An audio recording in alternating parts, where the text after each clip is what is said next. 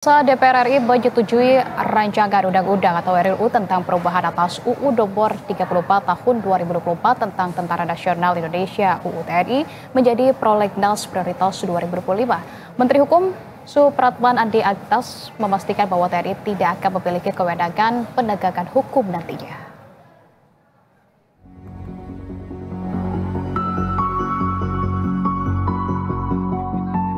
DPR RI menyetujui rancangan undang-undang tentang perubahan atas Undang-Undang Nomor 34 Tahun 2024 tentang Tentara Nasional Indonesia atau RUU TNI menjadi prolegnas prioritas 2025. Hal tersebut disepakati dalam rapat paripurna DPR RI ke-13 masa persidangan 2 tahun sidang 2024-2025 di Kompleks Parlemen Jakarta pada 18 Februari lalu.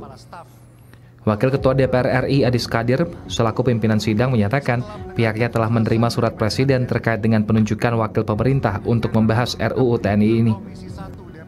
Adis meminta persetujuan rapat agar RUU TNI untuk menjadi RUU yang termasuk dalam prolegnas prioritas 2025. Yaitu nomor R12-Pres-02-2025 tanggal 13 Februari 2025. Hal penunjukan wakil pemerintah untuk membahas rancangan undang-undang tentang perubahan atas Undang-Undang Nomor 34 Tahun 2004 tentang Tentara Nasional Indonesia.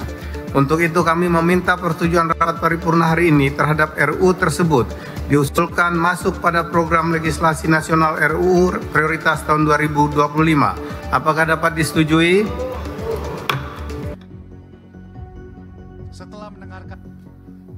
Menanggapi hal ini, Menteri Hukum Supratman Andi Aktas menjelaskan RUU ini nantinya hanya akan membahas sebatas soal perpanjangan usia pensiun TNI. Supratman juga menegaskan bahwa dalam RUU tidak ada pembahasan mengenai duifungsi Polri.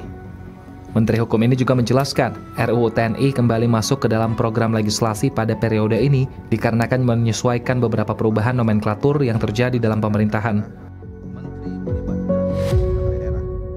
Cuma karena ada perubahan nomenklatur sehingga kemudian Bapak Presiden Prabowo menyesuaikan dengan nomenklatur dan juga menambah terkait dengan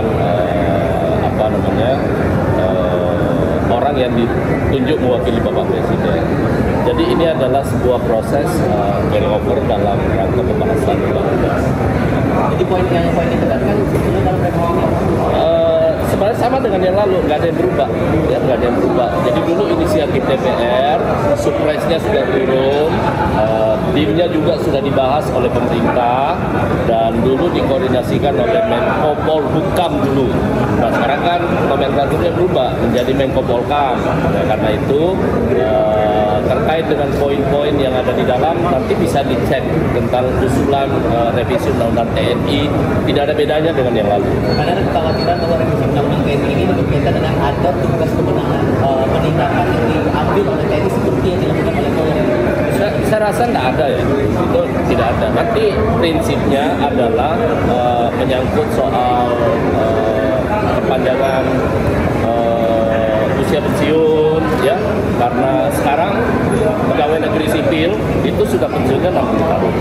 Sementara untuk TNI Polri itu masih 58 tahun. RUU TNI belakangan ramai diperbincangkan karena sejumlah pasal dinilai bisa menimbulkan polemik di masa mendatang. Dari Jakarta, Tim Liputan Berita 1.